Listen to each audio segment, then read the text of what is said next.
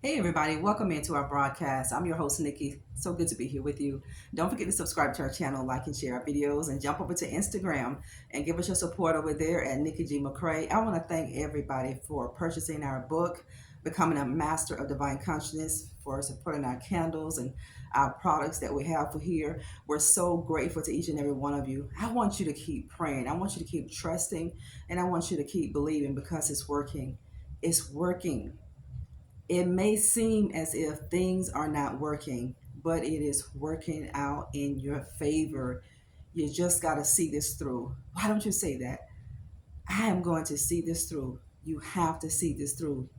You know, people put a lot of effort into getting rid of you. People put a lot of effort so people could forget about you. But one thing about you, whenever you're God's remnant, your light shows exactly who you are.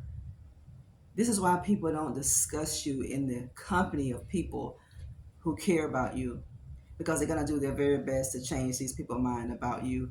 But God said that no weapon formed against you shall prosper. Do you believe that? Do you really believe that no weapon that will ever form, that has ever formed, that will form in the future shall prosper against you? Do you believe that? You can believe it. You need to believe it with everything that you have, all of your soul, your might, your spirit. You have to believe. Doesn't matter the weapon, it doesn't matter. It's not going to prosper. It's not. How do you know this for certain? How could you be certain? How can we be certain that the weapons that are forming against God's children won't prosper? You can be very certain because you can look back over your life at every weapon that people formed against you and it didn't prosper. The lie didn't kill you. The backlash didn't kill you. The gun didn't go off. The sickness didn't kill you. When you were forsaken, when you were dropped as a child, when you should have been protected from that person that said they love you, but they put you in the most vulnerable situations that you thought you would never get out of. When the enemy wanted to abuse you the rest of your life, those were weapons that the devil formed against you because they never wanted you to find out how much God loved you. He never wanted you to know and understand who you are. But you've gotten a dose of who you are. Just like you've gotten a dose of who you are and what you can accomplish and everything you are going to accomplish, the kingdom of darkness and its culprits have gotten wind of who you are.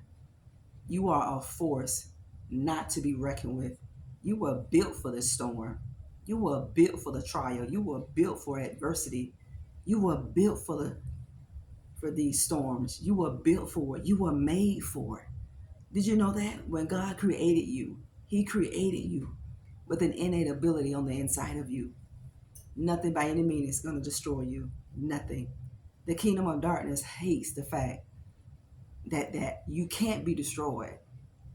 It doesn't matter what people do, they can't destroy you. Their plans are not going to work, family. It's not. I want you to learn how to go to bed at night, sleep, get you some rest. God said, I never sleep, I never slumber. Why does God not sleep? Why does He not slumber? Because He's watching over things that you shouldn't be concerned with. He's watching you. He's assigned angels to you to protect you. He wants you to sleep. He wants you to get some good rest because He is the one that don't sleep, that don't slumber. He doesn't need it. He's your watcher. God is the person that's watching over your life. I'm telling you, the enemy put a lot of work in to destroy you. The enemy put a lot of work in to take you out, but it didn't work. It didn't work the way the enemy thought it was going to work. Just like the enemy did everything that he thought he could do to take Joseph out. Just to hear your name, it gets on people's nerves. Just to hear your name, not to see your face, because some people hate to see you coming. But just to hear your name, even when you're not in the midst of people, just to hear your name spoken. People hate to hear your name because the weight, the glory that your name carries in the realm of the spirit, people hate to hear your name because it's a reminder to them of the judgment that they're going to receive. It's a reminder to people when they hear your name and when they do see you and when they see your success. That is a slap in their face. That is a reminder to them how strong you are, that they are the weakest link in the food chain. This is what it lets the kingdom of darkness know, that you are the strongest. You are the most courageous. You are a force not to be reckoned with, family of God. The enemy hates your light because your light reveals who you really are. Just like darkness in people reveals who they are, your light exudes and it shows people. And it's a constant reminder of who you are and whose team that you're on. Satan hates all of God's children. He hated God first. The world didn't love him, and the world is not going to love you. If the world loves you, you don't belong to God. Jesus said this. He said, but be of good cheer. I've overcome the world. Why are you worried, family? Don't pray if you're going to worry, and don't worry if you're going to pray. I want you to know how powerful your prayer life is. Prayer works. Prayer changes things. Prayer causes things that were dead to grow. Prayer ignites a fire in your spirit that you thought was dead. God is going to bring back to life the things that were dead in your life. Wherever those areas in your life that are barren, that were unfruitful, God said, I'm going to quicken those things. He said, I'm going to make them alive. I'm telling you, people put a lot of work in.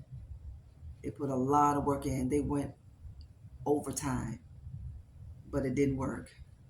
All the work and all the effort, all the time, all the plots and all the schemes, all the ploys, all the backlash, all the character assassinations that people do to you, it didn't work. Every distraction that has been thrown in your path, it didn't work. It'll never work. Your light is revealing to people who you are.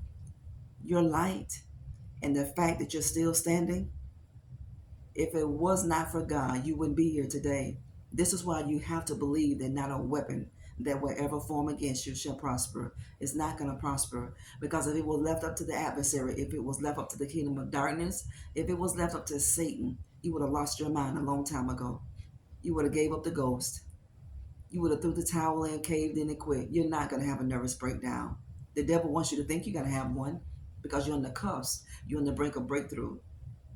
And he wants you to focus so much on everything that's going wrong in your life.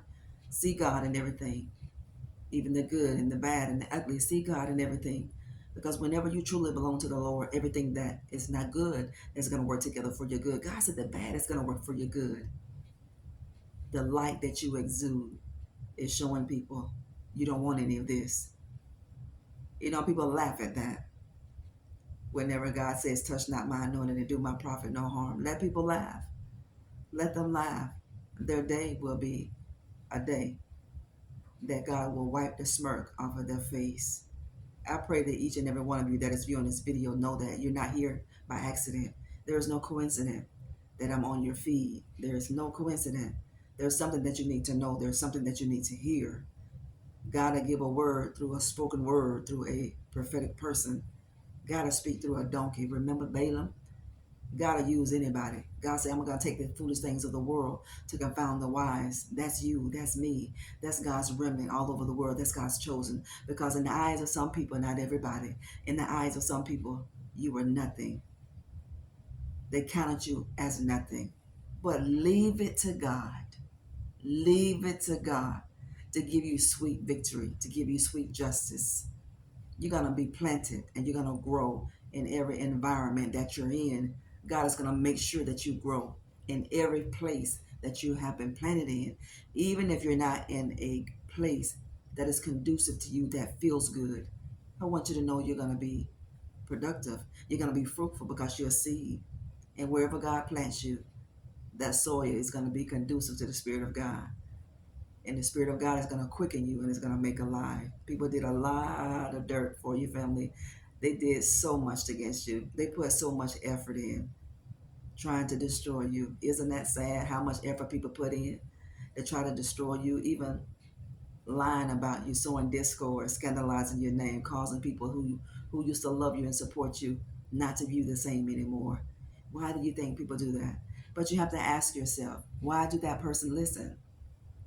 If a person genuinely loves you for real, if a person is coming to them to speak negatively about you, and the person that said they love you, why would they listen?